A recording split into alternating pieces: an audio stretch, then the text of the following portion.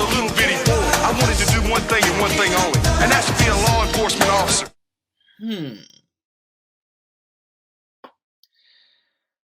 I don't know, guys. When I went into watching WrestleMania 9, I wanted to make sure that I still paid attention. Because the problem was, I had heard a lot of people had said, this is most likely the worst WrestleMania of all time. If not, I've heard rumors also about WrestleMania 11 was pretty bad, WrestleMania 27, which I've seen snippets of that, and some people also consider WrestleMania 29 as pretty bad as well. I mean, WrestleMania 29, I saw that. I had to watch it again, probably get the exact feel I got from it again.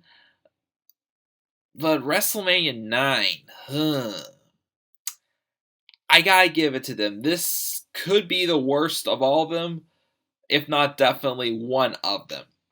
This is the Club of the Man 1993 coming at you for the 9th review in my Retro WrestleMania review series. We are now on WrestleMania 9, which took place on April 4th, 1993, the year I was born. I wasn't born yet, as I was born in September, at Caesar's Palace in Las Vegas, Nevada. And I don't know about you. Personally, I did not like the set with like the whole Julius Caesar theme and such. I mean, I get it, they're at Caesar's Palace and such, but I don't know, for a wrestling show, it didn't feel like it was a big instant classic. There's only like 16,000 people there, and the card was not really that strong, honestly. This was also during kind of not a good time for WWE. I mean, next couple years weren't really good years. This was at the rise of WCW.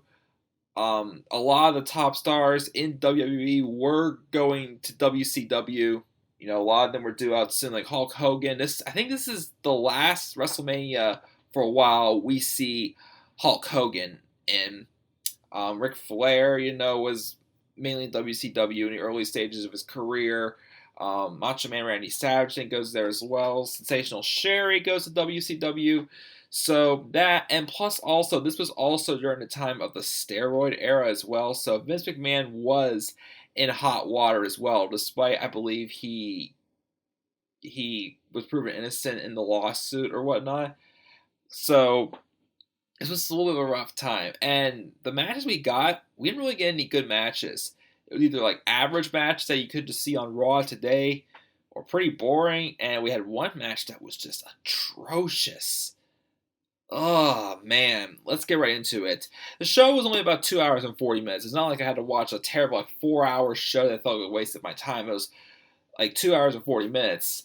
But as I said before, I wanted to make sure I paid attention because I didn't want to come on here and just say this is the worst WrestleMania of all time because other people said it. I wanted to watch and actually experience it.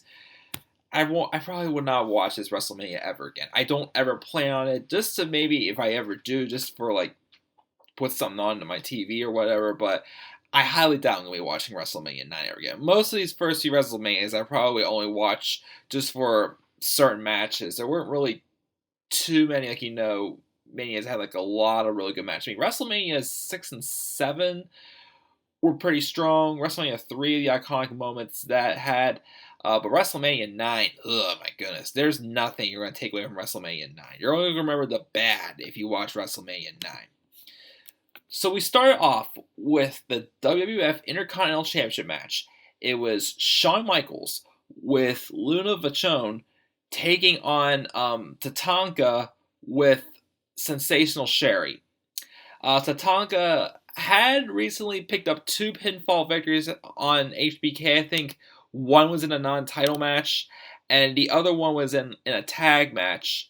And then also, Sensational Sherry was now the manager for Tatanka after she turned on HBK at the Royal Rumble after HBK used her as a shield to protect her in his match with HBK's former tag team partner Marty Jannetty, which I've heard also stories that Marty Jannetty apparently was supposed to have a WrestleMania match with Shawn Michaels, as when they were both the Rockers back in their last match together at WrestleMania 7. Like, they were both due to be really high talent, but, they both, like, HBK did eventually have some drug issues, but Marty Jannetty, like, had dealt with, like, even worse drug issues than HBK and couldn't get his act together. So that's why I think they had a match at the Royal Rumble, and we're supposed to have another match at WrestleMania 9. I think they were supposed to have a match at WrestleMania 8, but Jannetty's drug issues just got to him and, held him back, and he never really became the talent that he was supposed to be. So instead we get HBK and Tatanka. The match was average. It wasn't too special. Not really one of HBK's finest moments, but it wasn't atrocious either. The match ended, though, by disqualification. So Tatanka was the winner, but HBK is still your champion. Average match, whatever. Then we had a random tag match. It was the Steiner brothers, Rick and Scott, taking on the Head Shrinkers, Samu and Fatu. Well, as we all know now, it's a Hall of Famer, Rikishi. That's another average tag match. It was mainly meant to just try to get the Steiner brothers over for the most part. Nothing really much to say. Nothing too much to really say about these matches. Then we had a match. It was Crush taking on Doink the Evil Clown.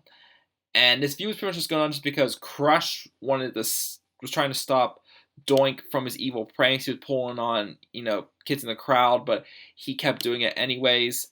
And Doink won the match. I just thought it was kind of boring. The match ended when two guys dressed up as Doink the Clown came out and just caused confusion, and that's how the match ended. It was boring, though. I wasn't really that entertained by it. Really, I was probably asleep. So whatever. Moving on. We then had a match with Razor Ramon taking on Bob Backlund.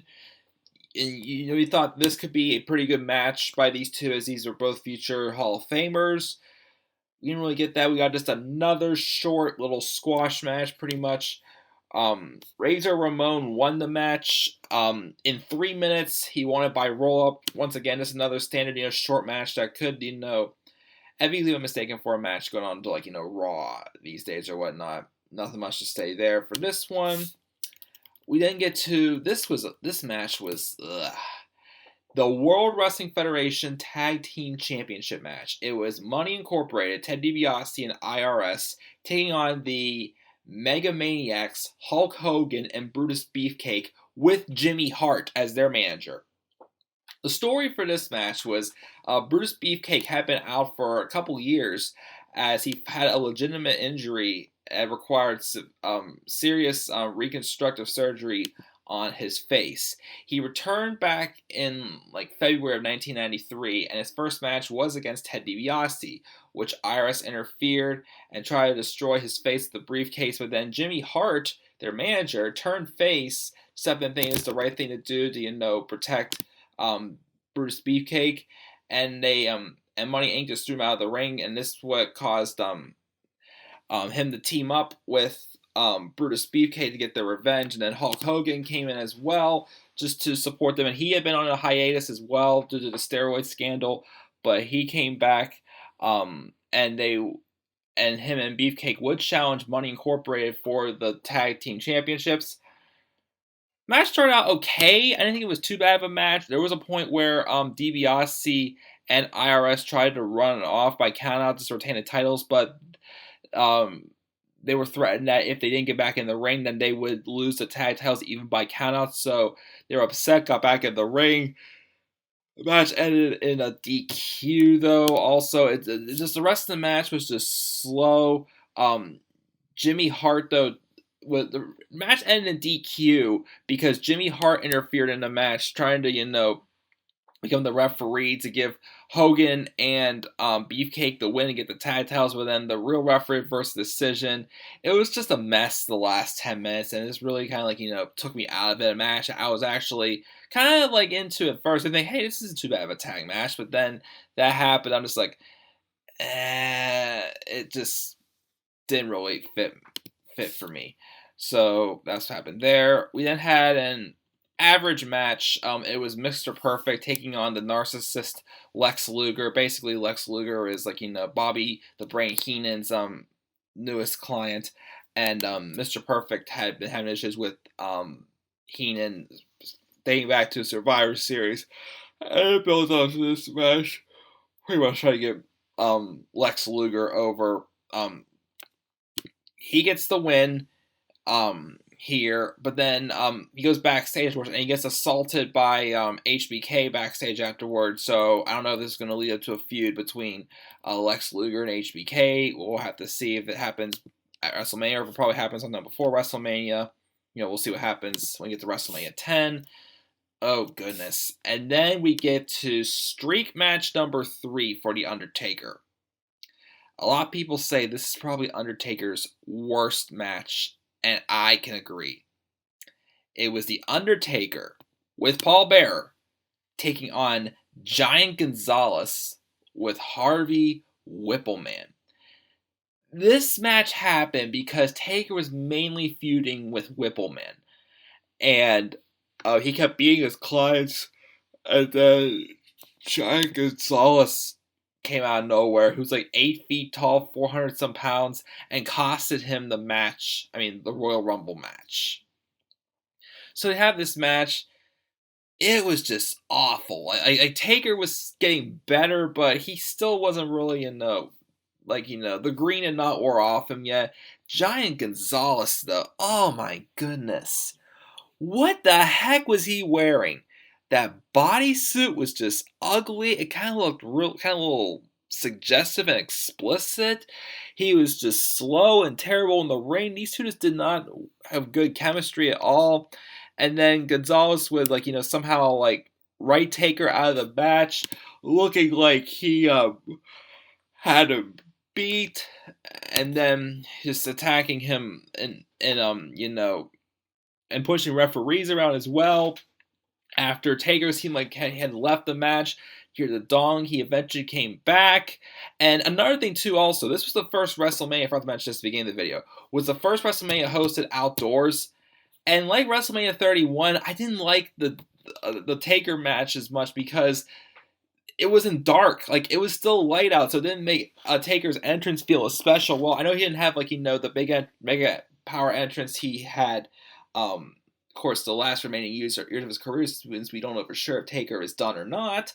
But Taker coming out to an entrance in a bright daylight sky just does not fit. But as soon as Taker came back, that's when they called it the disqualification, because Giant Gonzalez had attacked some of the referees, resulting in a DQ. What was the point? The Undertaker, who was still upcoming, still trying to wear off. Giant Gonzalez, it was just terrible. I don't know who's worse, him or the Great Khali. And the appearance as well in that bodysuit, oh my gosh, that was disgusting, I thought. One of the worst matches, probably the worst match in WrestleMania that I've seen so far through these first 9. I have a feeling of which match I'm probably going to be giving that to, but we'll talk about that when we get probably to WrestleMania 27. You'll probably know which match I'm talking about when I mention that. And then we get to what was supposed to be the main event, the World Wrestling Federation World Heavyweight Championship. Bret the Hitman Hart, who had apparently won the title on a random house show that was not taped. I think you can find the match somewhere in the Colossal series, but it wasn't really hyped up that much. Taking on the winner of the 1993 Royal Rumble match winner and upstart Yokozuna, who was big guy, 505 pounds, something like that, with his manager, Mr. Fuji. Match was average, wasn't terrible, but wasn't really special. A little boring, I thought. It was it was the Hitman's one of his first matches. Well, he was the champion, but it wasn't really one of his best showings. Now, it does play a bit of a story for next year, which we'll find out in WrestleMania 10, but he loses the match after Yokozuna hits the Benzi, whatever that finishing move was called, that squash move on him. But he hits the move after Mr. Fuji threw dust in Hart's face. And that's how Yokozuna won. But then afterwards, Hulk Hogan makes his way down to the ring to, stand up, saying that, he got screwed. the loss. And then that's when Mr. Fuji decides to say, hey, Yokozuna, he challenges you to a match, and heck, I'll put the title on the line. Hogan's like, should I do it or not? And somehow the crowd was still into it, but I know a lot of people, and personally myself this time, were starting to get tired of Hogan. Pretty much just always like being in the spotlight in the main event. This could have been alright if it ended with just this match, even though it wasn't really nothing spectacular. I don't know which match was worse though for a main event, this or the match with Hogan and Sid Justice last year. But Hogan accepted the challenge and he beat Yokozuna, who was undefeated. He was a 5-time champion in 21 seconds. This was a huge mistake because Hogan did, like, a few months later, leave for WCW, and I think Yokozuna did get the title back. So what was the point of this, really, to end the show? A show that just had just a bunch of pointless matches, very underwhelming, just a very low-card show, and just ending with this big mistake here. This show was it was boring, it was awful, it felt pointless. Again, it was during not a good time for the World Wrestling Federation anyway. So, kind of doesn't surprise me that they would put on a good match here in this history. Well, a good show at all. Again, I wasn't really too big of a fan of the set design as well. So, I mean, most of the matches, the best matches were either average, and then we had boring, and then we had just the atrocious match with The Undertaker and Giant Gonzalez. That is why I'm going to give WrestleMania 9 a grade of a D. D show for WrestleMania 9. Do you think WrestleMania 9 is the worst WrestleMania of all time? Still gotta watch the rest of them to determine if this is the worst of all of them, or if it's either WrestleMania 11 or 27 or 29. We'll see what happens when I get there. So that is it, guys. Again, what grade would you give WrestleMania 9? Please click that like and subscribe for more content to come on this channel. Also, make sure to follow me on Twitter at DemandAirborne93, and I'll see you in the next retro review, which will be for WrestleMania 10, which I'm excited to see it because the opening match, I hear, is probably the best opener in WrestleMania history, either this or as my personal favorite, the Daniel Bryan Triple H match at WrestleMania 30. But we'll see what happens as we'll kick off WrestleMania 10 with Owen Hart and Bret Hart taking on each other. Let's see what happens. Until then, guys, I'm the Club of the Man 1993. Have a good day.